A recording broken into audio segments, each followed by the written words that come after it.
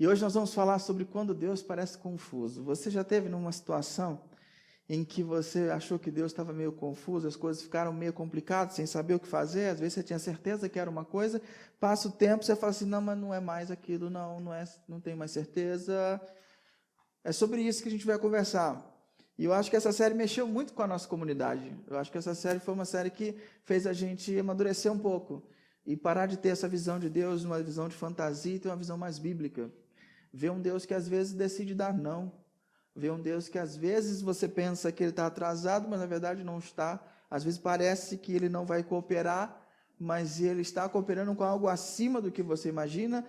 Às vezes a gente parece que Deus está desatento, mas ele não está. Esses foram os temas que a gente viu até hoje. Hoje a gente vai falar sobre como esse Deus, às vezes ele parece confuso. Eu vou te trazer uma história que realmente parece que Deus é confuso. Mas eu quero que você tenha atenção comigo aí. Se ainda tiver café, você pega um cafezinho da Cida lá, aleluia, e fica firme. Não tem? Então todo mundo já tomou café, então está todo mundo beleza. Então é o seguinte, você já teve nessa sensação de não saber o que fazer? Alguma situação você fala assim, não sei o que fazer. Literalmente eu não sei o que fazer. Você tinha uma grande situação que você tinha que resolver e não sabia o que fazer. Já aconteceu de você estar naquela situação onde você recebe vários estímulos de todos os lados, e aí você não consegue entender qual que é a voz de Deus? É como o Pérez falou assim, às vezes você está numa neblina e você não consegue discernir a voz, são tantas vozes. Você já teve uma situação em que vieram vários estímulos para todos os lados e todos eles pareciam ser caminhos de Deus. Todos eles pareciam ser caminhos bons, ser caminhos que eram para entrar, para ir, apontados por Deus. Já aconteceu isso com você alguma vez na vida? Na mensagem de hoje, eu gostaria de dar para você alguns pensamentos que podem servir para a sua reflexão, para te ajudar a construir uma postura quando você se deparar com uma situação e Deus parecer confuso para você. Decisões, essas decisões que nós temos certezas de que estamos tomando porque é a vontade de Deus. Já aconteceu isso? Você fala assim, não, Deus falou comigo, é isso que eu tenho que fazer. E aí, de repente, uma pessoa muito querida e muito amada e fala assim para você, não é esse caminho. Não é por aí que você tem que seguir. Já aconteceu isso?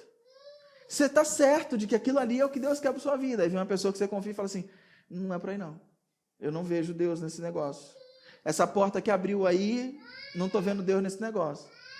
Aí você fala, mas está tudo certo, está tudo fechado, está tudo bonitinho. Não é de Deus. Essa viagem que você vai fazer, está tudo planejado. Não. Vem uma pessoa e fala assim, não é de Deus esse negócio, não.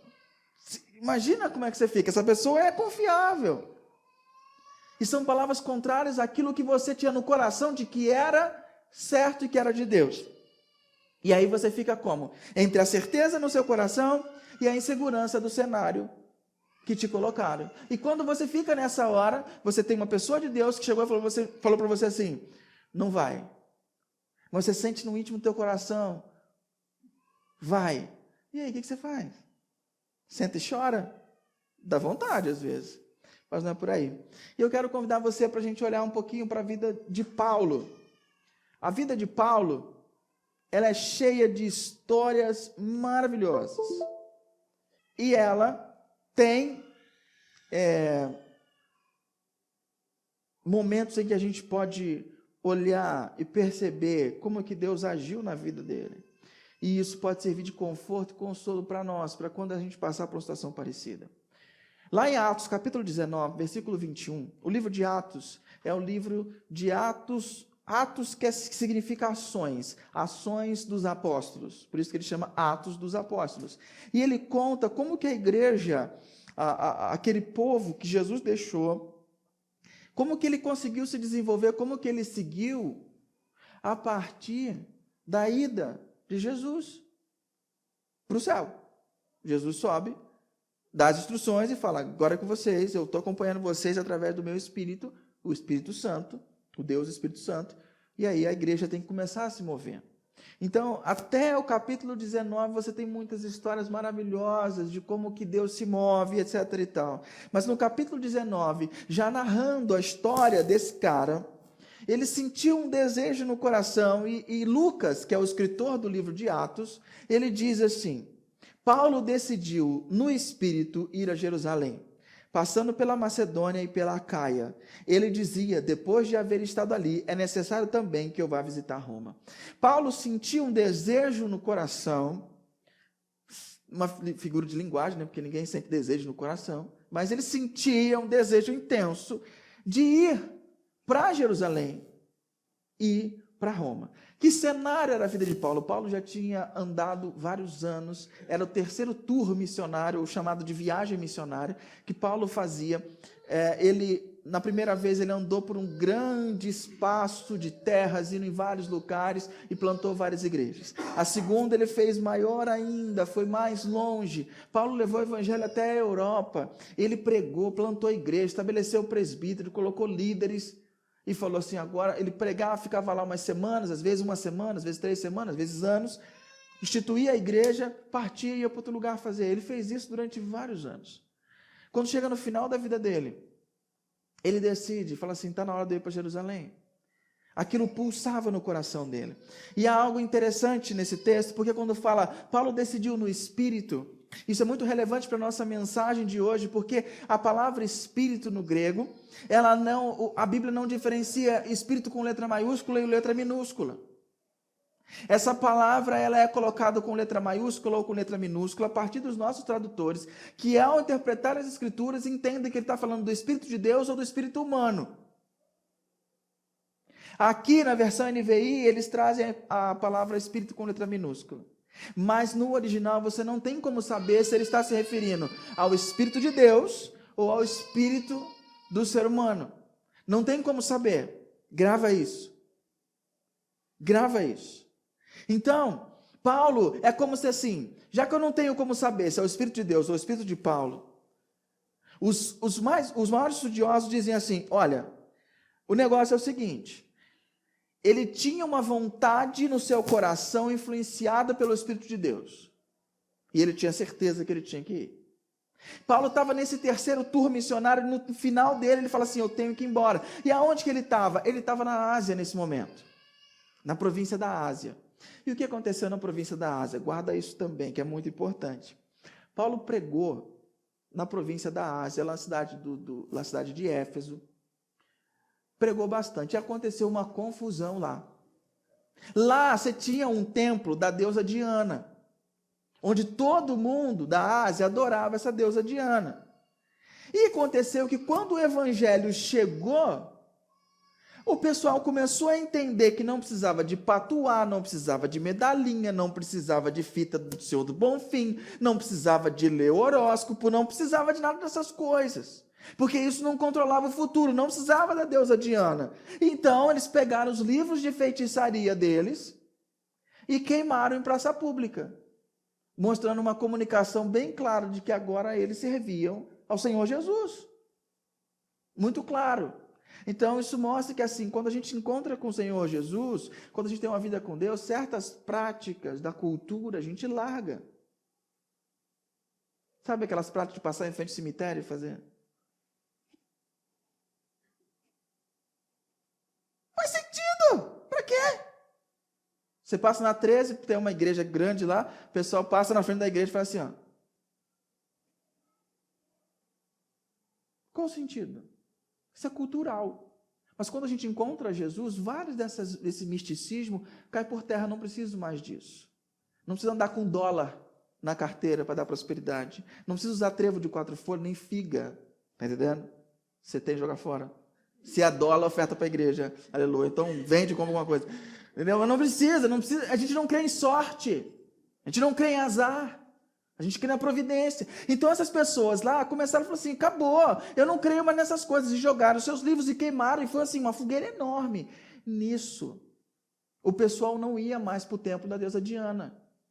E aí, rapaz, tinha uns caras lá, uns empresários da cidade, que fazia umas imagenzinhas da Diana. O cara era artífice. E ele viu que o negócio dele ia ruir se Paulo continuasse pregando. Deu uma confusão. Esse cara foi para o centro da cidade. Começou a falar com o povo que Paulo estava querendo defamar a deusa Diana e parari, parará, porque o povo estava sendo transformado. Eles pegam os discípulos de Paulo, levam para um anfiteatro lá aberto, a cidade vai toda para lá, dá uma confusão, mas aí o cara da cidade lá falou, vamos parar com esse negócio, deixa quieto e tal. Amenizou, não mataram ninguém. Beleza. A partir daí, Paulo vai, a partir de ver essas coisas extraordinárias, é lá na província da Ásia, que as pessoas pegavam o avental de Paulo, passavam nas pessoas e as pessoas ficavam curadas. Isso não é coisa da televisão de hoje em dia, não. Isso é antigo. Paninhos da roupa de Paulo, o pessoal pegava e ficava curado. O negócio era extraordinário. Paulo viu muitas coisas acontecendo. Amém. Glória a Deus. Mas não vem pegar meu suor aqui, não, minha blusa, que só vai estar fedendo suor. Sai fora. Você não tem nada demais. Não tem essa unção, não. Isso aí são específicos. Eu não vi acontecer de novo, fora do relato bíblico. Então, Paulo chega um momento que ele fala assim, vou me despedir dos caras. Então ele anda, acorda esse cara aí. Ele anda, pega, chama os presbíteros todos de Éfeso, chama todo mundo. Fala assim, vou despedir de vocês. Ele prega a noite inteira para os caras, o menino cai do terraço, do terceiro andar. Aí ele vai lá embaixo, pega o menino, ora por ele, o menino ressuscita. Ele fala, vamos embora, continua pregando. Depois ele faz uma viagemzinha curta, chama todos os presbíteros e fala assim, essa é a última vez que vocês vão me ver. Vocês não vão ver mais meu rosto. Eu estou indo embora, eu vou para Jerusalém. E eles ficam muito tristes, desanimados. Já no capítulo 20, quando você chega à sequência do texto, você percebe que Paulo fala assim, agora, compelido pelo Espírito, estou indo para Jerusalém sem saber o que me acontecerá ali, senão que em todas as cidades o Espírito Santo me avisa que prisões e sofrimentos me esperam. Aqui também a palavra foi traduzida na letra maiúscula, mas no original é com letra minúscula.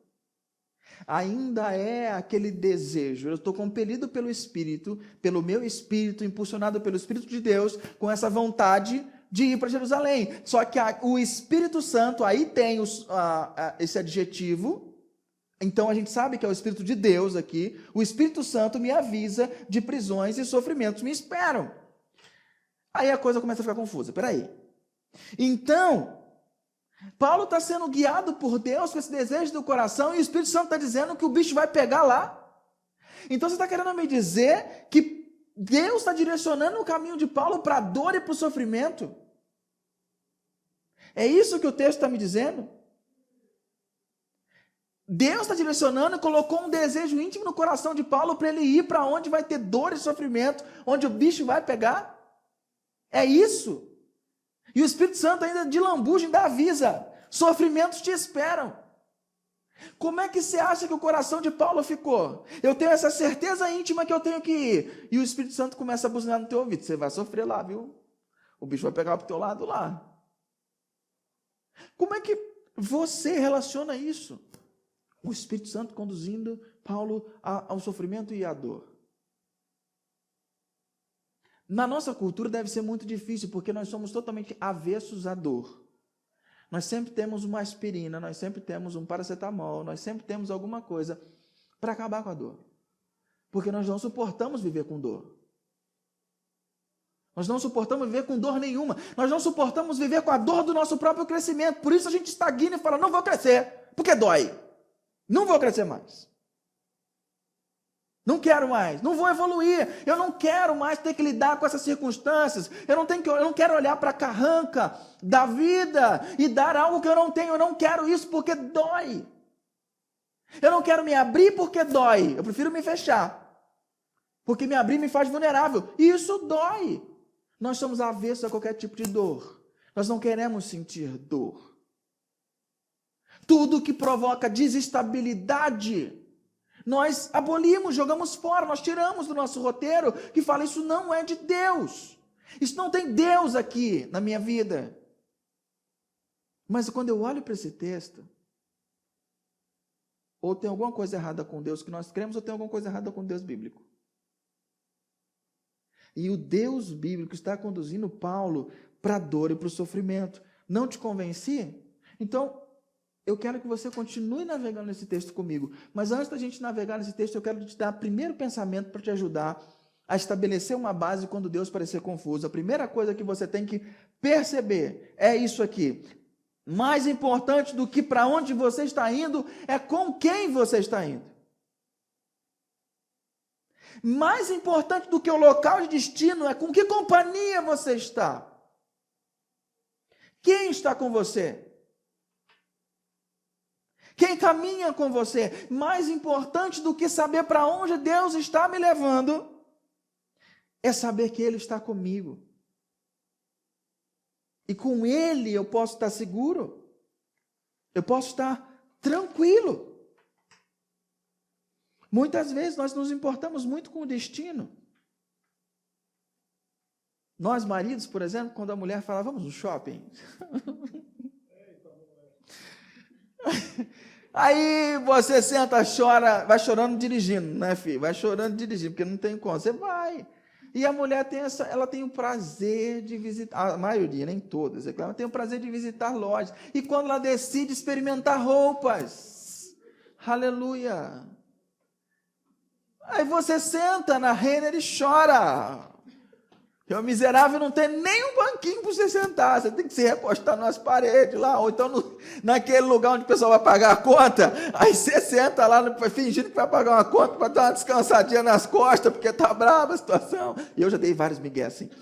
Então, mas o importante não é a gente pensar, putz, vou para o shopping, tem que entrar em tudo quanto é loja. Caramba, vou ficar carregando sacola. Não, o importante deveria ser com quem que eu estou indo. Isso é que vale. Mas nós pensamos no destino, que vamos sofrer, esquecemos de aproveitar a companhia, quem está com a gente.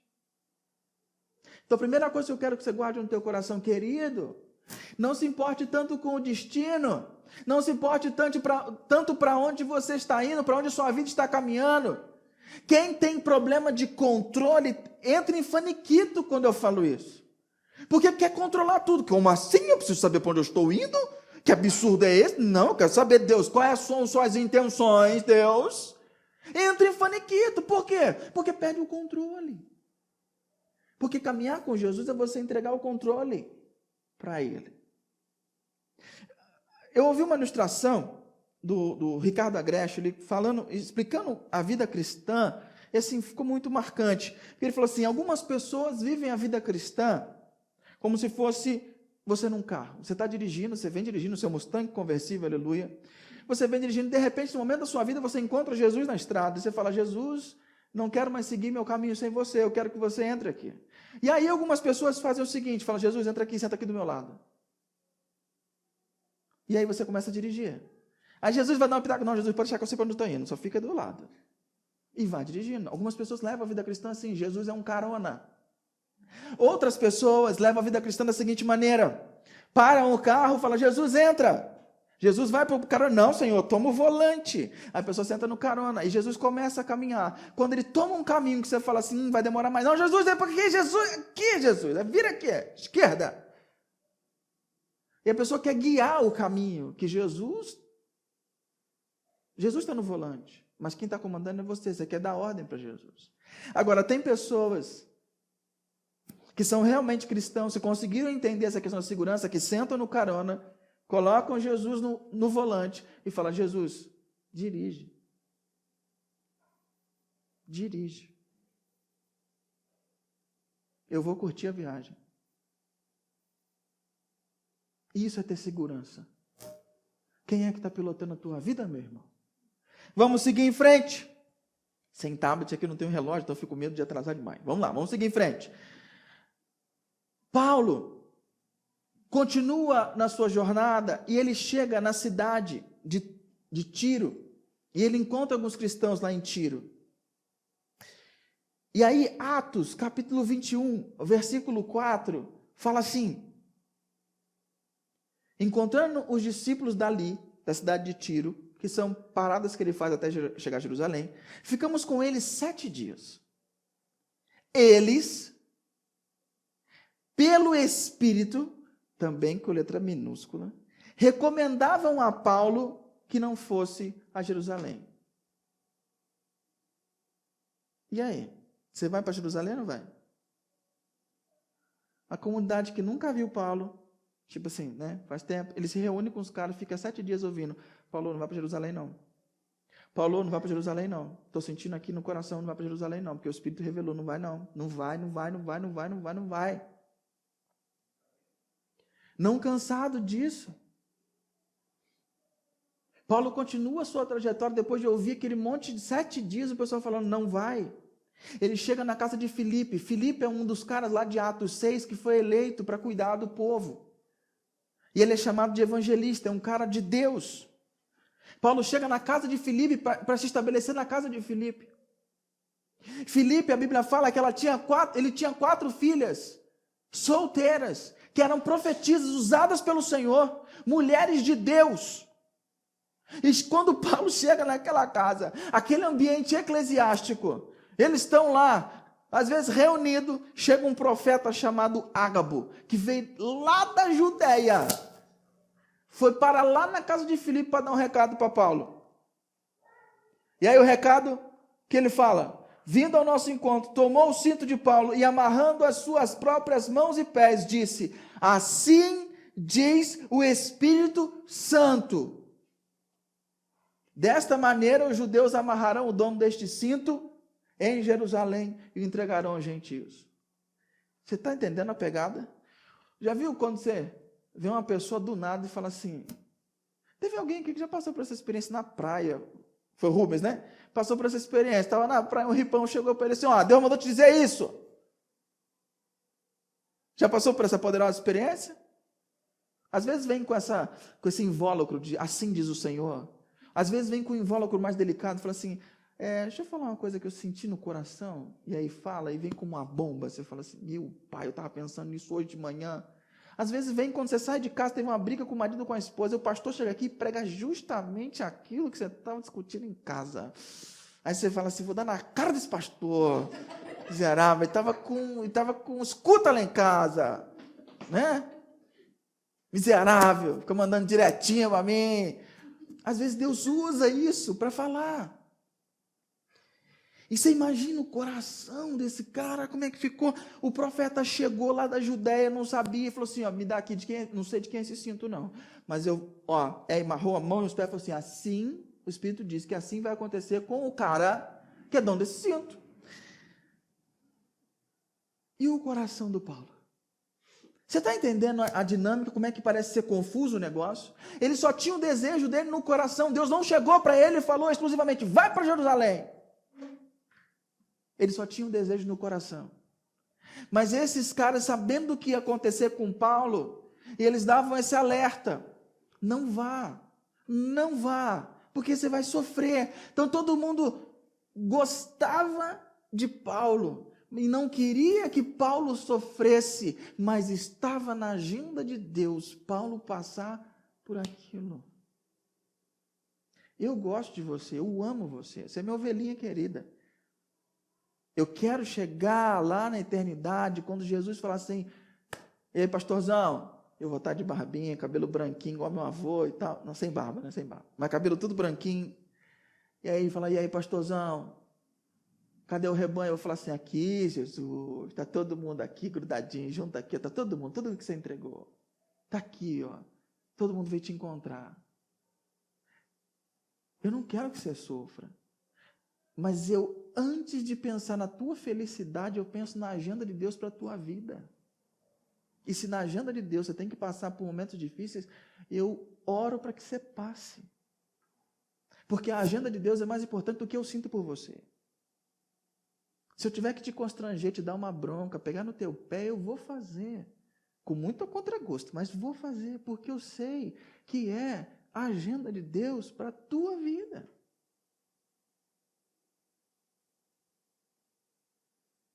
O segundo pensamento que eu quero dar para você, querido, é o seguinte. Paulo, nessa circunstância, o profeta falando, todo mundo, essa nuvem, um monte de vozes. Meu querido, aprenda a diferenciar teimosia de perseverança. A gente confunde muito essas coisas, teimosia e perseverança. Se você for no dicionário e procurar teimosia e perseverança, você vai parecer quase sinônimo. Então eu não posso me basear no dicionário, tenho que me basear na Bíblia. E a palavra usada para teimosia e perseverança, aí tem uma diferença. A palavra usada para teimosia é dureza de coração.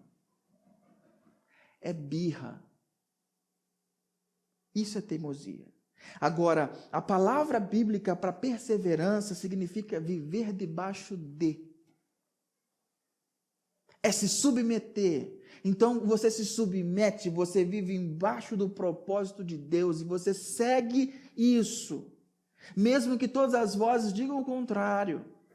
Porque você sabe que é o propósito de Deus. Agora, quando é teimosia e quando é birra, o Levi me dá aulas de birra, é muito legal. Às vezes ele está assim, às vezes a Dani pega um brinquedo e entra com ele e ele queria trazer o brinquedo. Ele chega no pátio e ele fica assim. Você vai falar com ele e está assim, ele te olha. Você vai dar um doce para ele. Porque ele quer comunicar, porque ele tinha o direito de subir com o brinquedo, porque ele é autônomo. Desse tamanho. Ele é autônomo. Isso é birra. Às vezes alguém quer facilitar a vida. A mãe quis ajudar. Mas não. Birra. É diferente quando você tem uma responsabilidade de subir a rampa com o peso e você não desiste no meio do caminho. O que é isso? É diferente quando tudo diz para você se separar e você não se separa. É diferente quando todas as crises acontecem no casamento e você não desiste do casamento. Por quê? Porque você está debaixo da palavra de Deus e a palavra de Deus diz que o casamento que Deus uniu não separe o homem. Então você não vai desistir. Agora, a birra dentro do casamento, quando você quer fazer a tua esposa pensar como você pensa. Quando você quer fazer o seu marido pensar como você pensa. Aí é birra. É dureza de coração. Você não se dobra, você não cede. Percebe a diferença entre birra e perseverança? No texto não é uma ordem divina, não tem uma ordem de Deus dizendo não vá, Paulo. Mas o que tem é pessoas que amavam Paulo, sabiam de revelação do Espírito que ele ia sofrer aquilo lá e falavam não vá, não vá. Eu estou sentindo no Espírito que vai ser difícil, então não vá. Paulo sabia que era só uma advertência de pessoas que o amavam. Uma conclusão lógica dos discípulos que ouviram de Deus que Paulo iria sofrer. Fala, não vai, você vai sofrer. Mas Paulo tinha a certeza de que era para lá que ele tinha que ir. Paulo era perseverança. Eu vou te dar uma ilustração muito clara sobre perseverança e teimosia. Aconteceu mais ou menos em 1998, na costa do Canadá. O navio americano detectou no radar algo em colisão, em rota de colisão. E aí o navio americano chegou na maciota e disse, olha, por favor, mude o seu curso 15 graus. Veio uma resposta dos canadenses. Mude o seu curso 15 graus. Ah, rapaz, os americanos ficaram bolados, falaram assim, aqui é o comandante fulano de tal, da Marinha Americana. Mude o seu curso 15 graus. Veio a resposta dos canadenses. Mude o seu curso 15 graus. Ah, rapaz, o cara ficou bolado. O negócio é o seguinte, aqui é o porta-aviões USS Lincoln, o segundo maior navio de guerra da frota americana no Atlântico. Nós estamos acompanhados de 3 destroyers, 3 fragatas e numerosos navios de suporte. Eu exijo a vocês que mude o curso 15 graus para o norte, ou então nós tomaremos contramedidas para garantir a segurança do nosso navio. Dá um glória aí. Vem a resposta do Canadá. Aqui é um farol, câmbio. Sacou? Não adianta o poderio que você tem. O farol, para quem não pegou, fica no continente, né? Não dá para você mover o continente 15 graus. Quem tem que mudar é o navio. Pegou? É que tem gente que é mais rápido, gente que é mais lento. Então a gente tem que, né? Começa, né? Então, às vezes você é todo bonitão e o USS Lincoln, e bababá. Teimosia. Isso não é perseverança. Você vai bater de frente com a montanha? Então, preste atenção para onde você está em colisão, para onde você está em rota de colisão. A terceira coisa que eu acho importante você ter nesse pensamento é o seguinte: tenha um coração ensinável. Vocês viram, depois que o profeta falou para eles, o pessoal ficou muito triste sabendo que Paulo tinha que ir para lá, que ele queria ir para lá mesmo com todas as intervenções. Então, em Atos 21, 13 e 14, diz assim: por que vocês estão chorando e partindo o meu coração? Eu estou pronto, não apenas para ser amarrado, mas também para morrer em Jerusalém pelo nome do Senhor. Como não pudemos dissuadi-los, disse Lucas, desistimos e dissemos: seja feita a vontade do Senhor. A gente precisa ter um coração ensinável, um coração moldável, um coração maleável. Deixar Deus ensinar. Deixar Deus te mostrar que a vida não é como seus pais te ensinaram que seria. Porque por maior trabalho bonito que eles fizeram, eles não são Deus. É a partir de Deus que nós temos a orientação. E nós pegamos muitos caguetes ao longo da vida. Nós precisamos ter um coração moldável e ensinável para que Deus trabalhe isso da forma que Ele quer. A gente usou aqui nos slides das músicas a imagem do oleiro fazendo um vaso. Você percebeu como que pega argila e molda? Todos esses fundos têm um fundamento, é para ir tratando o teu coração, presta atenção. E aí ele vai e molda aquela argila até se tornar, e depois que ele faz o vaso, o que ele faz? Ele vem com a faquinha, tira pedaço e tal. É assim. Mas tem muita coisa que Deus precisa arrancar da tua vida, tem uma faxina que Ele precisa fazer. Mas tem um coração maleável e ensinável. Se você já se sente uma pessoa acabada, terminada, o que Deus vai fazer ainda na tua vida? Você vai ficar uma pessoa insuportável.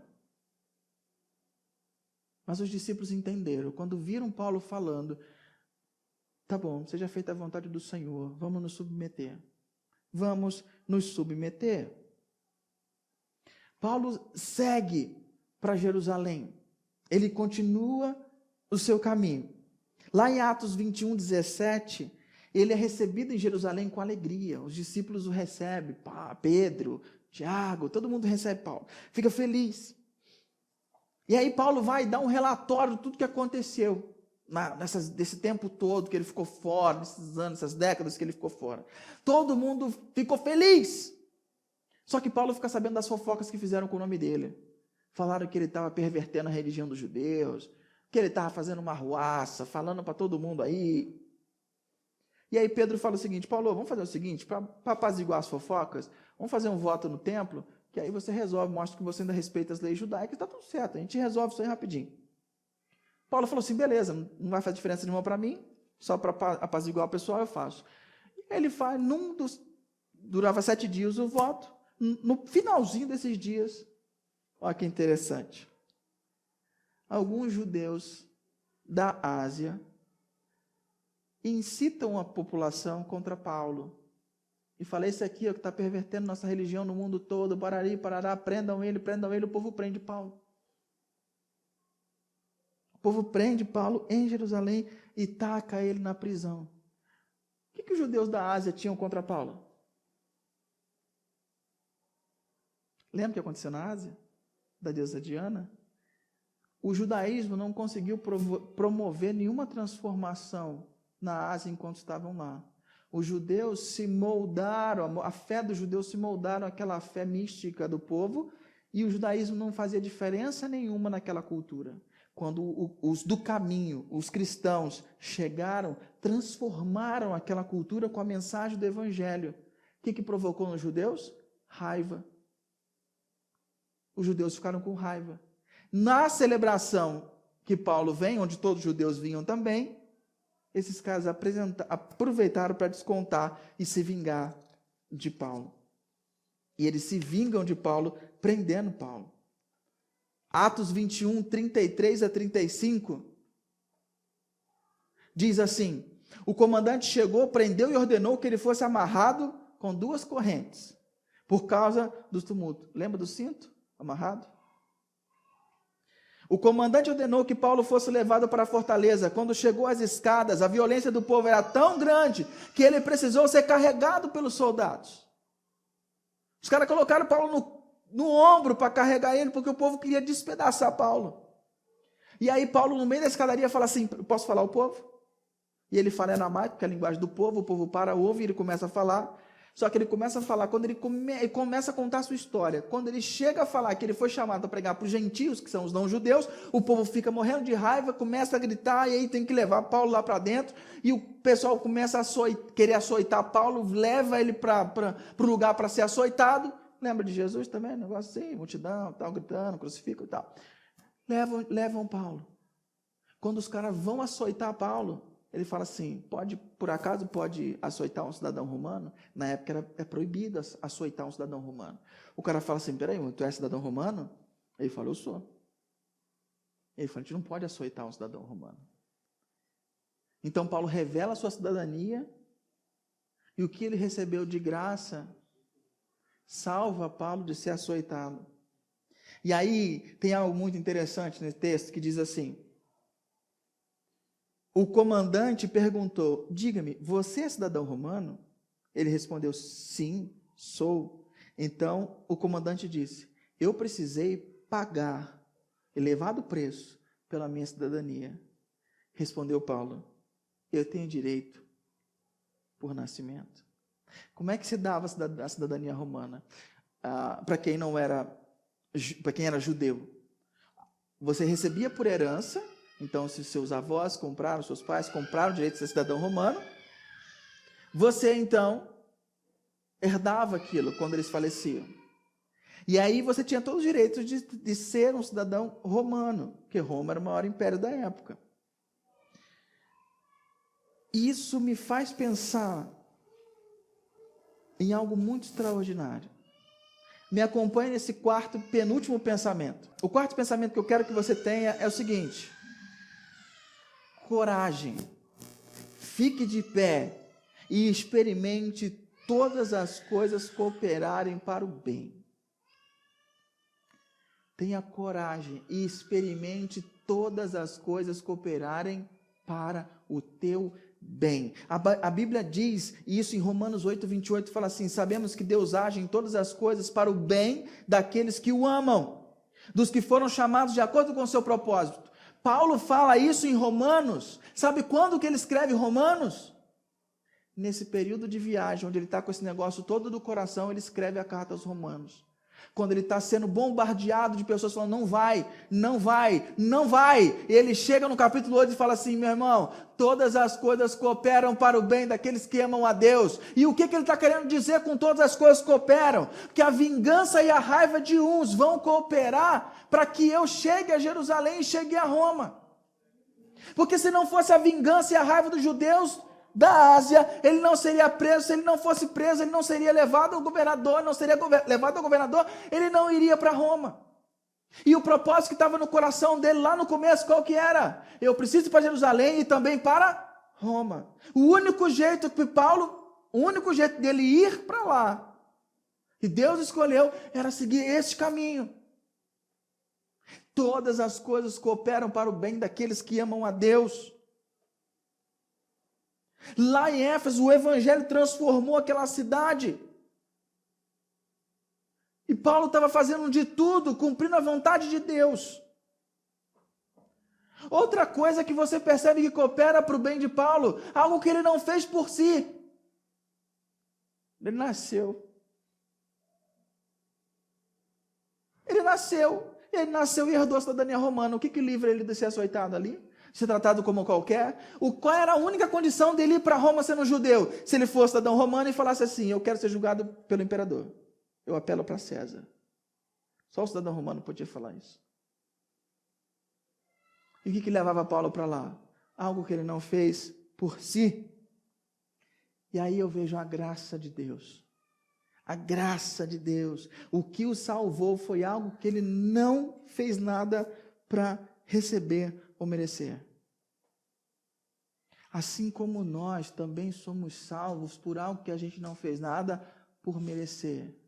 Que foi Jesus tendo que vir e morrer por nós para nos desacorrentar dessas pequenas coisas, da insegurança, da estabilidade, dessa mania de controle e dizer, pode confiar em mim, porque eu dei a minha vida por você. E por que ele deu a vida por nós? Porque nós não tínhamos relação com Deus, estávamos rompidos. Quando ele morre e ressuscita, essa morte paga a dívida do ser humano com Deus. E a partir dali nós podemos confiar nossa vida em Deus, e Deus pode tratar da gente não como pecadores, mas como filhos amados. Eu sou filho amado, você é filho amado, e Deus vai conduzir a vida dos seus filhos amados, porque todas as coisas cooperam para o bem daqueles que amam a Deus. Está doendo? Está difícil? Está em crise? Todas as coisas cooperam para o bem daqueles que amam a Deus. Está lutando? Está demorando? Todas as coisas cooperam para o bem daqueles que amam a Deus. Todas as coisas são todas as coisas. Paulo é preso, é colocado diante do Senado judaico, Sinédrio. Ele tem uma discussão forte. O pessoal quer acabar com ele, quer despedaçar Paulo. E aí, nesse momento de maior intensidade, de maior dificuldade, ele está em Jerusalém, no burburinho, quer matar ele, quer fazer esse lado, o bicho vai pegar. Olha o que acontece com ele na noite. No momento mais escuro da vida de Paulo. Na noite seguinte, o Senhor, pondo-se do lado dele, disse, coragem. Coragem. Assim como você testemunhou a meu respeito em Jerusalém, deverá testemunhar também em Roma. O que ele está dizendo? Eu ainda não acabei com você. A nossa história ainda não acabou. Calma, coragem, coragem. Você percebe que nessa história toda é a única hora que Deus fala diretamente com Paulo? É aqui. E aí você entende que o que Paulo sentia lá no começo, no capítulo 19, essa vontade, era sim de Deus. Era de Deus. Essa vontade de ir para Jerusalém era desejo de Deus, que infundiu aquilo no coração dele. E a despeito de tudo parecer confuso, Paulo seguiu a sua intimidade com Deus, e era para lá que eu vou, porque é lá que Deus me quer, e Deus confirma para ele. É aqui que você vai estar. É aqui que eu te quero. E ponto. Eu não estou dizendo que vai ser fácil, eu não estou dizendo que você não vai ter dificuldade, mas é aqui que eu te quero. É nesse ponto que eu te quero, e te digo, Paulo, eu ainda não acabei com você. Meu irmão, minha irmã, na altura da tua jornada, você pode ter certeza, Deus não acabou com você ainda não. Ainda tem muita história, ainda tem muita água para passar debaixo dessa ponte, pode ficar tranquilo. E se você não teve uma experiência como Paulo, dele vir na noite escura da tua alma e falar com você, estou dizendo agora para você, nessa manhã, coragem. Deus ainda não acabou com você, Deus ainda não terminou de fazer o que Ele tem que fazer na tua história, então, coragem, fique de pé, tenha coragem. O que Paulo precisava era contar a sua história. Eu lembro de um momento de muita ansiedade, algumas semanas atrás, coisa boba, mas era muita ansiedade. Eu sou flamenguista, óbvio, né? Vocês sabem disso. E aí, o Flamengo tinha jogado contra um time do Emelec e tinha perdido lá fora de 2-0. E aí, todo mundo falou assim, não, já está fora da Copa Libertadores e acabou. E aí, uma semana depois, eu até conversando com meu fisioterapeuta, eu falei assim, já era, ano que vem a gente disputa de novo e tal. E começou uma comoção no meio da semana, falando, não vamos desistir, não vamos desistir, não vamos desistir, vamos desistir, vamos desistir, vamos desistir. E a torcida falou, não vamos desistir, foi uma comoção, foi um negócio extraordinário, fizeram um mar de fogo com sinalizadores para o ônibus do Flamengo passar, foi um negócio absurdo, quase 70 mil pessoas do Maracanã, todo mundo gritando, vamos virar Mengô, vamos virar Mengô. E no momento, começo do jogo, o Flamengo faz o primeiro gol. Mas ainda precisava fazer mais um para levar para os pênaltis. E o jogo, todo mundo correndo, extenuado. No meio do primeiro tempo, a gente faz o segundo gol. E aí, nessa hora, quem fez o gol foi o Gabriel Batista, o Gabigol. Ele chegou para a torcida, ele correu para a torcida e fez o seguinte. Ele parou de frente para a torcida, apontou para o escudo, falou assim, Flamengo, aqui dentro, calma. Calma. Flamengo, aqui é o Maracanã, pode ficar calmo. Tem saída, tem solução. Ali o estádio apaziguou, fomos para os pênaltis, ganhamos, passamos de fase, pegamos o Internacional, demos uma lavada nesse ano passado, aleluia, e seguimos em frente. Mas o que eu fiquei com esse negócio no meu coração? Eu vi a ansiedade de todos os youtubers naquela semana, e aquele cara no meio do vucu-vucu chegou e falou assim, aqui, Flamengo aqui, fica calmo, está tudo sob controle, está tudo certo. E eu acho que é isso que Deus quer falar para você hoje, nessa manhã. Com Jesus, na sua vida, fica calmo, está tudo sob controle. Pode, abaixa a tensão, relaxa um pouco, estou no comando. Porque aqui é Jesus, amigo. Fica tranquilo, vai dar tudo certo. Vai dar tudo certo. E o último pensamento que eu quero para você, eu quero que você guarde, é o seguinte. Quando chegar a hora, abra a sua boca e conte a sua história. Quando chegar o momento certo, abra a sua boca e conte a sua história. Porque o texto diz, coragem, testemunhe. Coragem, Paulo. Assim como você testemunhou em Jerusalém, eu quero que você testemunhe em Roma. Testemunhe. E aí, a palavra coragem significa ser corajoso. E essa palavra só aparece em 3 ocasiões no Novo Testamento. Jesus usa isso para um cego quando vai pedir para ser curado. Usa isso para a mulher que tinha uma menstruação constante, com fluxo de sangue constante, e ela gastou o dinheiro todo com os médicos. E para um paralítico, que não podia fazer nada por si. E agora ele usa essa palavra para Paulo. Essa palavra só é usada para pessoas em situações complicadas, que não podiam fazer por si o que teoricamente precisavam. Então ele chega e diz, coragem, vai dar tudo certo. E testemunhar é declarar solenemente. Paulo conseguiu testemunhar para Jerusalém, testemunhar para o Sinédrio, mas Deus disse para ele, eu quero que você testemunhe, eu não quero que você traga resultado. Eu quero que você testemunhe, o resultado é comigo. Eu quero que você testemunhe, que você declare, conte sua história. Se você olhar, toda vez que Paulo abre a boca, ele conta a história dele, que eu estava em Damasco, encontrei o Senhor, e parari, parará, parará. Vai chegar a hora em que você tem que abrir a boca e contar a sua história. A partir dali, de Jerusalém, eles convocam uma conspiração para assassinar Paulo. Paulo, o pessoal sabendo da conspiração, é transferido para Cesareia. Lá em Cesareia, ele conta a sua história de novo para o governador. Ele não é solto. Passa-se 2 anos, troca o governador.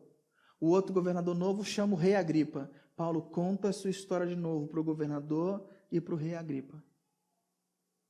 E quando Paulo não vê saída, ele fala assim, ele pergunta assim, você está disposto a voltar para Jerusalém para ser julgado perante os seus? Ele fala assim, eu apelo para César. Se apela para César, então você vai para Roma. E ele fala, beleza. Quando ele termina de contar a sua história para o rei Agripa e para o governador, ele chega a uma conclusão. Olha a conclusão que ele chega. Atos 26, 31, 32. Qual é a conclusão que eles chegaram? Saindo do salão, comentavam entre si, este homem não fez nada que mereça morte ou prisão. O rei Agripa disse a Festo, o governador, ele poderia ser posto em liberdade se não tivesse apelado para César. A grande questão é que Paulo não queria ser solto. O que Paulo queria era cumprir o seu chamado e a vontade de Deus que ardia no seu coração. Essa era a vontade maior de Paulo. Eu pergunto para você, qual é a tua maior vontade? O que você almeja? Então, querido, esses 5 pensamentos para você. O mais importante do que para onde você está indo é com quem você está indo. Diferencie teimosia de perseverança. Tenha um coração ensinável. Coragem. Fique de pé para experimentar que todas as coisas cooperam para o teu bem. Mas você tem que ter coragem para isso. E por último, quando chegar a hora, abra sua boca e conte sua história com Deus. Amém?